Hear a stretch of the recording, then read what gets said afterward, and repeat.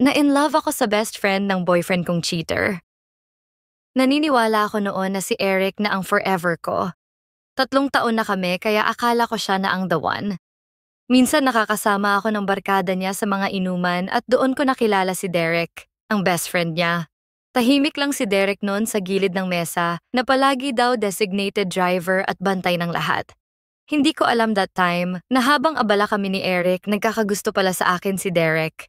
May mga tingin pala siya na hindi ko napapansin. May mga simpleng pag-aalala na akala ko normal lang para sa kaibigan. Hanggang sa isang gabing nagbago ang lahat. Birthday ni Mika yung isa sa mga kaibigan nila. Maingay ang party sa bar. Normal lang kay Eric na makipagkulitan sa iba. Ganon talaga siya palabiro at parang bata. Pero sa gabing yon, may kakaiba. Hindi nila kabarkada si Trisha at nakilala lang niya last time sa party ng girlfriend ng isa niyang tropa. Pero palaging sa kanya tumatabi itong Trisha. Sa una, deadma lang ako. Pero nung nakita kong hinihipan ni Eric ang tenga ni Trisha habang tumatawa, parang tumigil ang mundo ko. Napansin siguro ni Eric na nakatingin ako sa kanya, kaya bigla niyang sinabi na game lang daw, blow the ear challenge daw. Sabay tinaas ang baso para mag-cheers. Nabwisit ako kasi ano yon, parang patay mali siya bigla. At oo nga siguro game lang pero konting respeto sa girlfriend, 'di ba? Obvious naman na landi ang game yon para sa singles. Bakit siya sumali? Nakakainsulto. Lumabas ako ng bar para magyosi. Hindi ko naman bisyo kapag lang may night out. Nanginginig ang mga kamay ko habang nagte-text kay Jen, best friend ko. Nagulat ako nung may nag-abot ng baso ng tubig sa akin. Si Derek. Hindi siya nagsalita.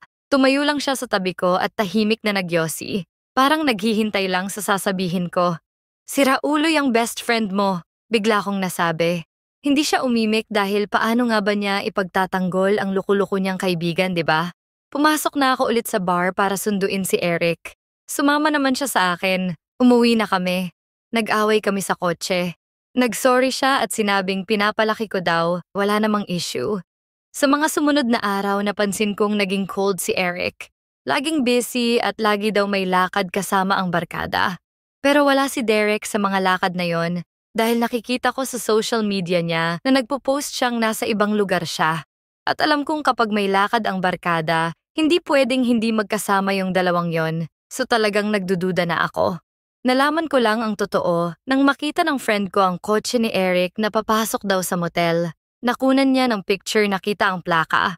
Kinabukasan, sa galit ko sinugod ko si Eric. Saktong nandun ang iba niyang kaibigan sa kanila, pati si Derek. Nakita nila yung pagwawala ko. Panay-deny si Eric hanggang ipakita ko yung picture. Tapos ang sinungaling sabi, wala daw nangyari. Parang ginagawa akong tanga. Pwede ba yung nagpunta sa motel pero walang nangyari? Ano yun, nagpatintero lang sila? Grabe yung galit ko. Umalis na lang ako kasi napahiya na ako at sobrang sama pa ng loob ko. Sabi ko kay Eric break na kami at wag na siyang magpapakita sa akin. Pag-uwi ko, nagulat ako nang may tumawag, si Derek. Tinanong niya kung okay lang ako. Sabi ko hindi. Pinuntahan niya ako at sa kanya ko nilabas lahat ng hinanakit ko kay Eric. Doon nagsimula ang friendship namin. Halos gabi-gabi magkausap kami sa chat. Minsan niyayaya niya akong mag-coffee run kapag alam niyang stressed ako sa work. O kaya naman biglang magpapadala ng mga paborito kong snacks sa office. Naging masaya ako sa setup namin. Hanggang sa nakita ko siyang may kasamang babae sa isang birthdayan. Dahil friends ko sa social media, ang ibang girlfriends ng mga katropa nila ni Eric, doon ko nakita ang pics nila.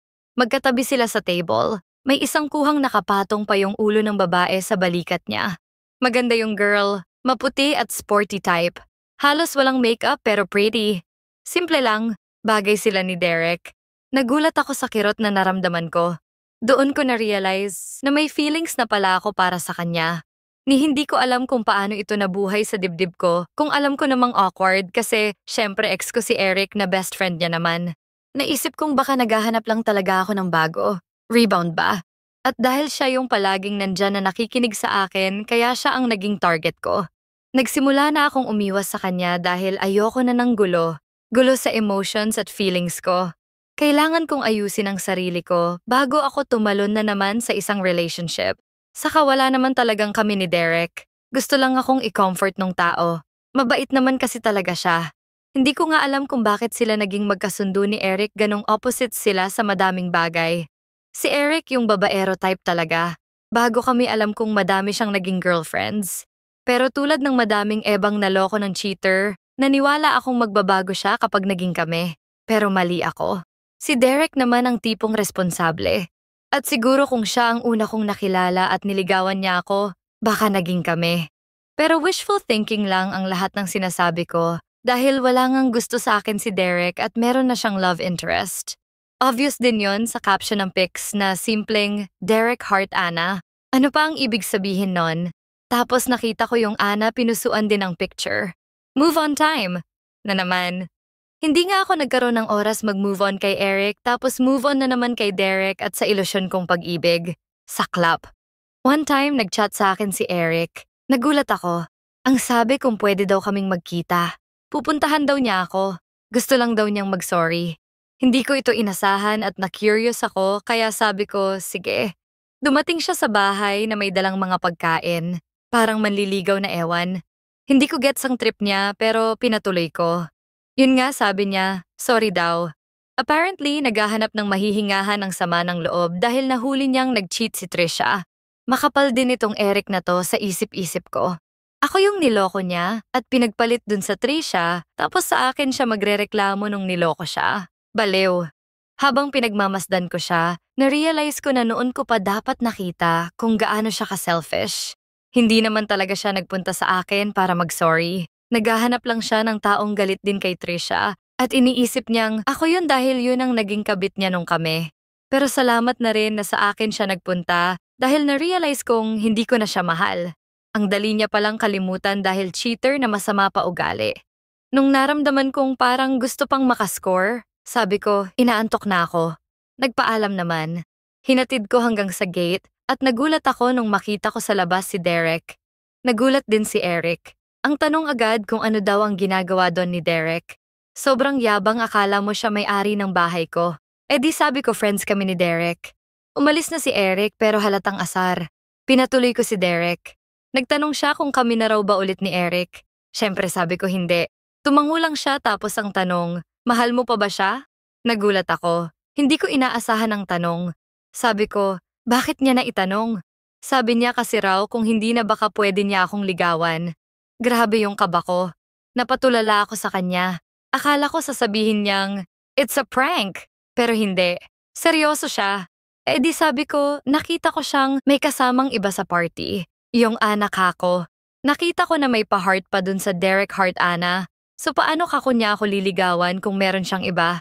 Bigla siyang napangiti sabay tanong kung nagsiselos daw ba ako. Siyempre sabi ko hindi. Kasabi-sabi effective daw pala ang palabas nila nung Ana. Alam naman daw kasi ng buong barkada na may feelings siya sa akin noon pa. Sinabi niya mismo kay Eric at si Eric ang nagsabi sa lahat kaya matagal na rin silang hindi nagkikibuan. Yun din daw ang dahilan kung bakit umiwas na rin ang ibang friends nila kay Eric. Parang nagkaroon ng kampihan ba? At dahil iba nga rin ang ugali ni Eric, may record ng pang-agaw ng girlfriend ng ibang tropa, mas pinili ng grupo si Derek. Bigla kong nagets kung bakit sa akin lumapit si Eric. Literal na wala na siyang kaibigan. In all fairness, parang naiganti ako ni Derek nang hindi ko man lang namamalayan. At si Ana daw kapatid ng isang kabarkada at may girlfriend din. As in babae ang gusto. Palabas lang daw yung picture para talaga ipakita sa akin at para daw pagselosin ako. Sabi ko effective, sabay ngiti. Ewan, may butterflies bigla. Tapos nagulat ako kasi hinawakan niya ang mga kamay ko at hinalikan. Tapos nagpaalam siya kung pwede daw ba akong i-kiss. Siyempre tumango ako. Pwedeng-pwede. Noon ko pa pinapangarap. At nung hinalikan niya ako, grabe parang nag-levitate ako. Sobrang gentle ng kiss niya. Ang sarap sa pakiramdam. Nung oras na yon na-realize ko na, this is it. Simula na ng bagong chapter ng buhay ko. At sana this time, happy ending na. At ito din ang wish ko para sa lahat ng babaeng nakaranas maloko. Sana lahat tayo makakita ng lalaking hinding-hindi tayo lolokohin at gagawin tayong priority kasi we deserve it.